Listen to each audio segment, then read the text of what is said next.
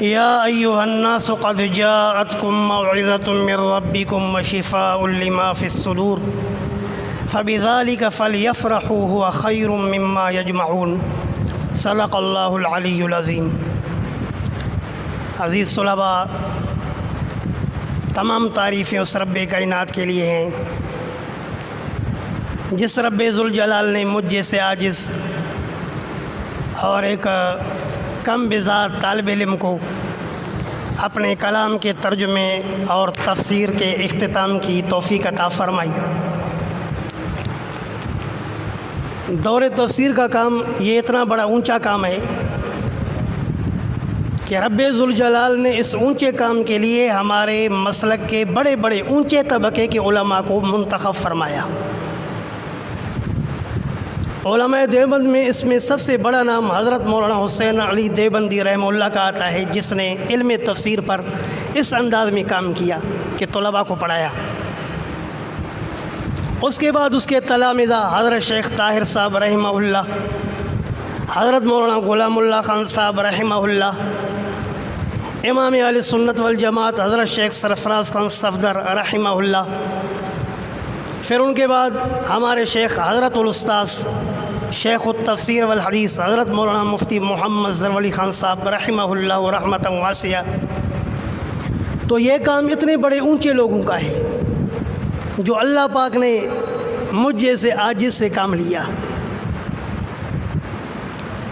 تو حقیقت میں تو کام بڑے لوگوں کا ہے، لیکن اللہ پاک نے کرم فرمایا کہ ظاہر ہے اللہ پاک کی عادت ہے، سنن ابن ماجہ میں حدیث ہے لا یزال اللہ یغرس لہذا الدین، کہ اللہ پاک اس دین کے لیے مسلسل پودے لگاتے ہیں، بعضوں کو اپنے پاس بلاتے ہیں تو اللہ پاک پھر ان کے نائبین کو پیدا کرتے جاتے ہیں تاکہ دین کا کام کریں۔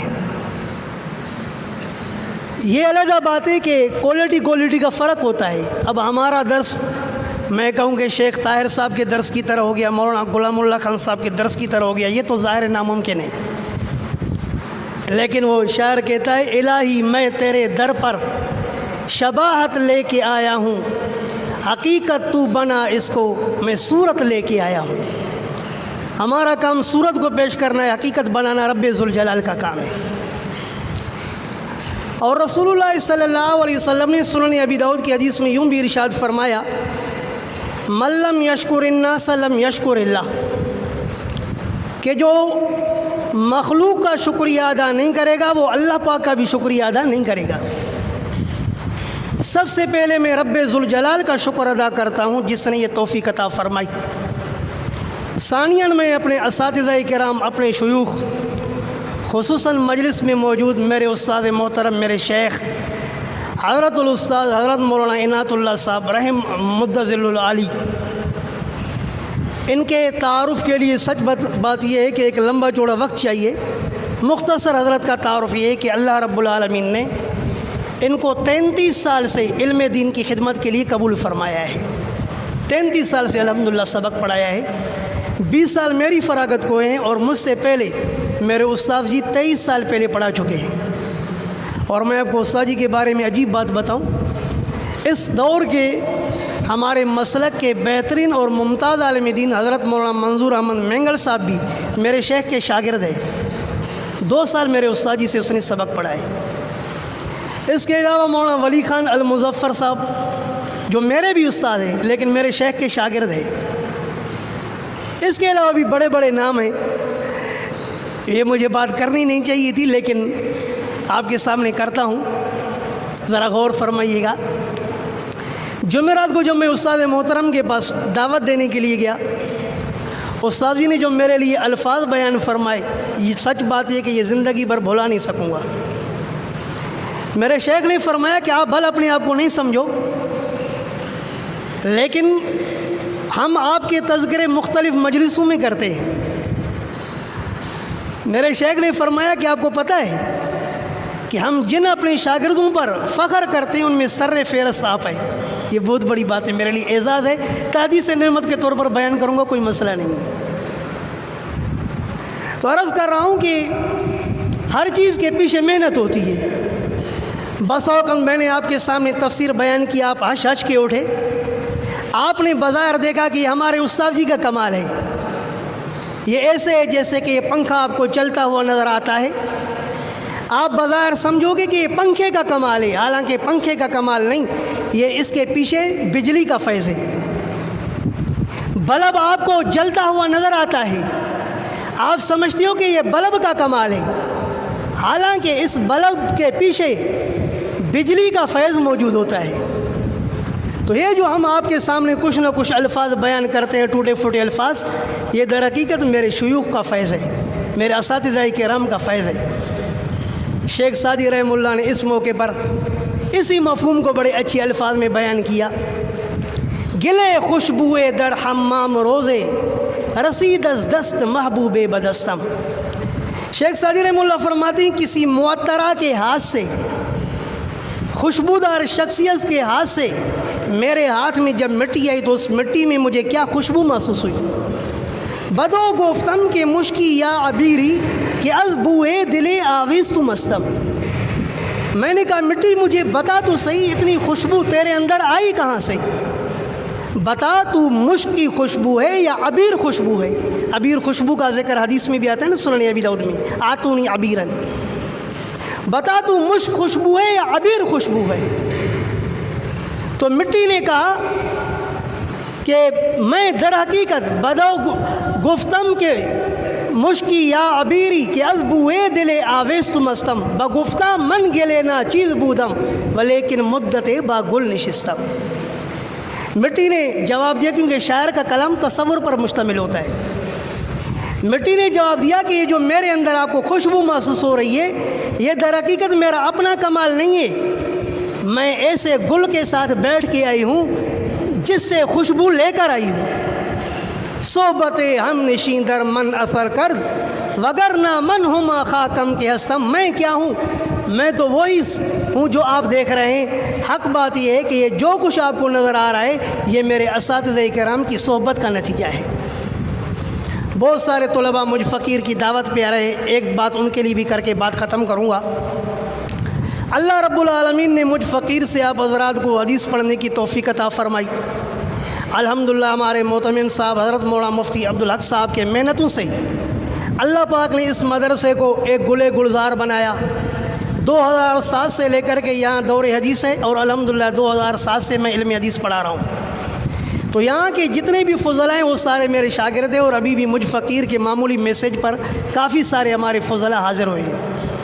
تو ان تمام فضلاء سے صرف میں یہ درخواست کروں گا کہ جس طرح آپ نے ہم سے حدیث پڑھی ہے، یہ ہم سے یقیناً کوتاہی ہوئی ہے کہ ہم نے آپ کو قرآن نہیں پڑھایا، تو آئندہ سالوں میں آپ قرآن پڑھنے کے لیے یہاں ضرور تشریف لائیں۔ قرآن کریم کے تفسیر کے ہم سب محتاج ہیں۔ صحابہ کرام رضوان اللہ علیہم اجمعین کا یہ حال تھا۔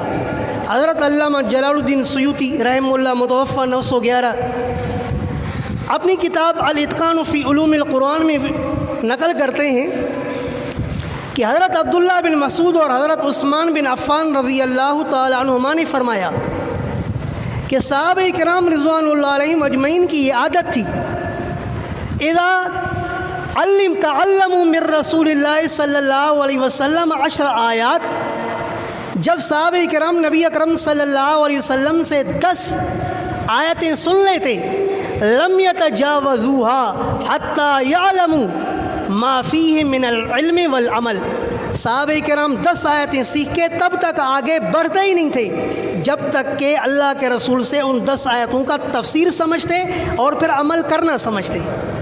تعلمنا القرآن والعمل والعلم جميعا الاتقان، صحابہ فرماتے ہیں ہم نے اللہ کے رسول سے قرآن بھی سیکھا، قرآن کا تفسیر بھی ساتھ ساتھ سیکھا، اور قرآن کریم پر عمل بھی ہم نے ساتھ ساتھ سیکھا ہے۔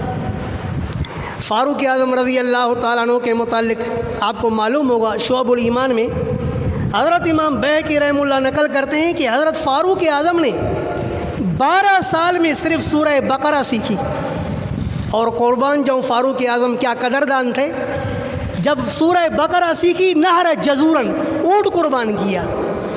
اس سے معلوم ہوتا ہے کہ جب آدمی کو اللہ پاک قرآن کریم یا سنت کے علم سے مالا مال فرمائے تو دعوت کرنا بھی فاروق اعظم کی سنت ہے۔ حضرت نے اونٹ قربان کیا۔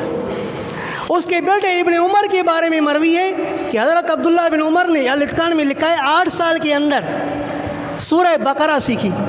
حضرت انس فرماتے ہیں ہم صحابہ کرام میں سے جب کوئی سورہ بقرہ یا آل عمران سیکھ لیتا تھا جد فی اعیننا، وہ ہماری آنکھوں میں بہت بڑا آدمی بن جاتا تھا۔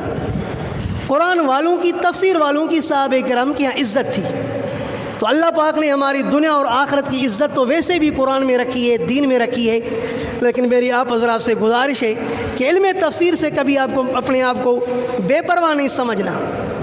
آخری بات عرض کروں، حضرت علامہ نصفی رحمہ اللہ نے تفسیر مدارک میں واقعہ لکھا کہ حضرت امیر معاویہ جیسے مدبر عالم حضرت ابن عباس سے عرض کرتے ہیں کہ ابن عباس، قرآن ایسا دریا ہے کہ جب میں اس کے موجوں میں غوطہ کھاتا رہا تو میں رات تو حیران ہو گیا جب میرے سامنے یونس علیہ السلام کے متعلق یہ آیت آئی وَظَنَّ عَلَّن نَقْدِرَ عَلَيْهِ، کہ یونس علیہ السلام نے گمان کیا عَلَّن نَقْدِرَ عَلَيْهِ، تو میں حیران ہو گیا، پانی پانی ہو گیا، یہ کیا بات ہے؟ کیا وقت کا نبی یہ گمان کرتا ہے کہ اللہ یونس علیہ السلام کے پکڑنے پر قادر ہی نہیں ہوں گے؟ تو ابن عباس نے 2 لفظوں میں جواب دیا، فرمایا کہ ھذا من القدر لا من القدرت، یہ قدر سے ماخوذ ہے، قدرت سے نہیں ہے۔ ترجمہ یہ نہیں ہے کہ ہم اس پر قادر نہیں ہوں گے، ترجمہ یہ ہے کہ ہم اس کے اوپر تنگی نہیں کریں گے، کیونکہ ان اللہ یبسط الرزق لمن یشاء ویقدر، قدر تنگی کے معنی میں بھی آتی ہے۔ تو امیر معاویہ جیسا مدبر صحابی حضرت ابن عباس، جو اس کے سامنے عمر میں کم تھے، اس کے محتاج بنتے ہیں تفسیر کے۔ فاروق اعظم بڑے بڑے صحابہ کرام کے موجودگی میں ابن عباس سے پوچھتے ہیں بتاؤ سورہ نصر کا خلاصہ کیا ہے؟ فرماتے اجل رسول اللہ صلی اللہ علیہ وسلم، اس میں نبی علیہ السلام کی وفات کی طرف اشارہ ہے۔ تو اللہ پاک بسا اوقات چھوٹوں کو وہ کمال عطا فرماتے ہیں کہ وہاں تک بڑے بڑے لوگ نہیں پہنچ سکتے۔ تو علم تفسیر، چلو آخری ایک بھی اور بات سناؤں۔